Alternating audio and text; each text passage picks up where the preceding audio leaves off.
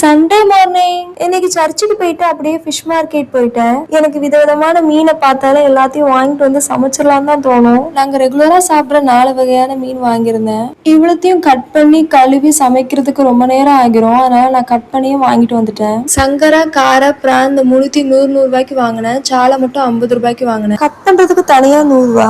இதே ரோட்ல விற்கிற பாட்டிக்கிட்ட வாங்கினோம்னா ஃப்ரீயாவே கட் பண்ணி தந்துருவாங்க. நிறைய மீன் இருக்கிறதுனால கொஞ்சம் மீன் எடுத்து ஃப்ரிட்ஜ்ல வச்சுட்டேன் நாளைக்கு பண்றதுக்கு.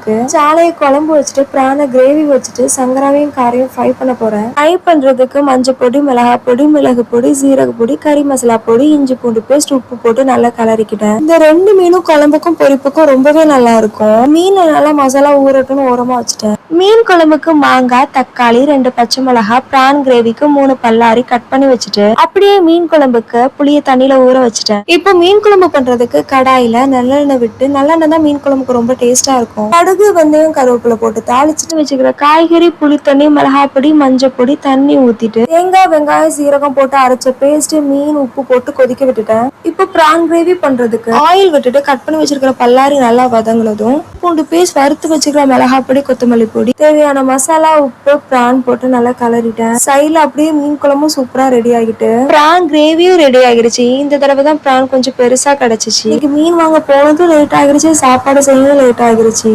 அதனால 2 மீனையும் தனித்தனியா ஃப்ரை பண்ணிட்டேன்.